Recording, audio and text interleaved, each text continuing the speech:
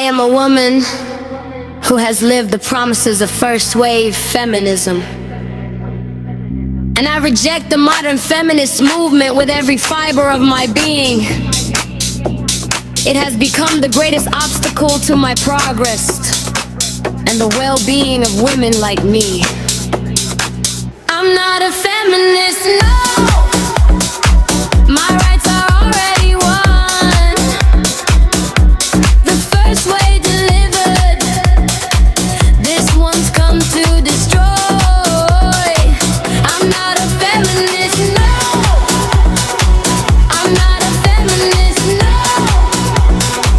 They want to erase real women, but here I stand saying no. The first wave fought for clear, necessary rights, the right to vote, own property, inherit work, and participate fully in civic life. Those battles were won decades ago in my lifetime. Women have become CEOs, governors, presidents, on leaders and executives across every sector. I control my own money, choose my career, and face no legal barriers. The playing field was leveled, the mission was accomplished. I'm not a feminist, no. My rights are already won.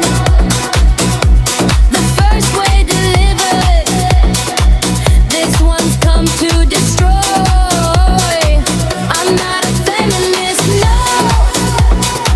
I'm not a feminist, no. They want to erase real women, but here I stand saying no.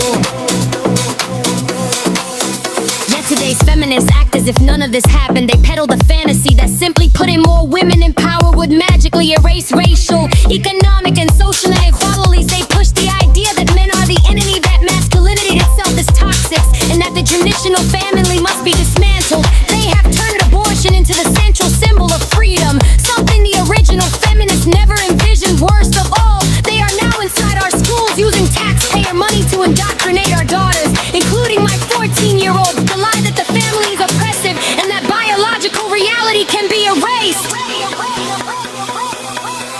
I'm not a feminist, no. My rights are already won. The first wave delivered, this one's come to destroy. I'm not a feminist, no. I'm not a feminist, no. They want to erase real women, but here I stand saying no.